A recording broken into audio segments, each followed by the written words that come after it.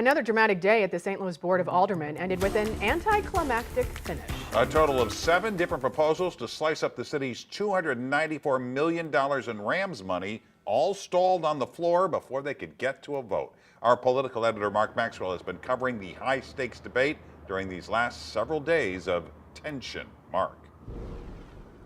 Yeah, Mike, let's start with last Friday when this Rams spending debate ended in furious fashion. The board president storming out and later accusing her colleagues of being drunk on the floor. Then, after a weekend hangover, an apology. Megan Green now says she never had any evidence to support those inflammatory allegations. Today, well, Aldermen reached a rather sobering conclusion. Nearly $300 million still isn't enough money to pay for this long and growing list of demands.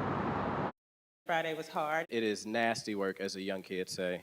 After a long weekend that started like this and ended like this, I want to, sincerely apologize to Alderman Vollmer. City Hall continued its regularly scheduled program. Previously, the St. Louis Board of Aldermen. This time with a powerful spectator watching in the gallery, Assistant U.S. Attorney Hal Goldsmith, the same federal prosecutor who sent 3 former aldermen to prison on corruption charges. This time, there'd be no allegations of drinking on the job. Dysfunctional down here. No, the Board of Aldermen was more focused on a different kind of liquid. It's the one thing that people cannot live without. Much of what Alderwoman Schweitzer said rings true about water being a universal need. While rival Rams spending bills unraveled, we were spreading money too thin. A skinny bill, pared down to $40 million in water infrastructure alone, appeared to have enough votes to pass at first, until a new tug-of-war emerged with amendments to rush money into parts of North or Southeast City. How did Alderwoman Ann Schweitzer describe it?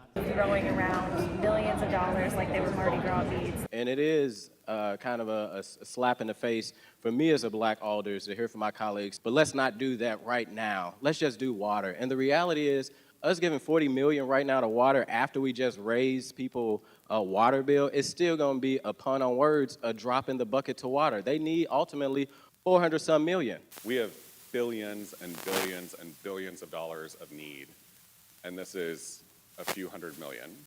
All we have to do today to be successful is nothing. In the end, that's exactly what they did. Some viewers are going to see this today and say nothing got done. But we didn't burn the house down either. There you have it, a wild recap. I asked Hal Goldsmith on the way out, the federal prosecutor, what are you doing here? He sort of joked, I was bored.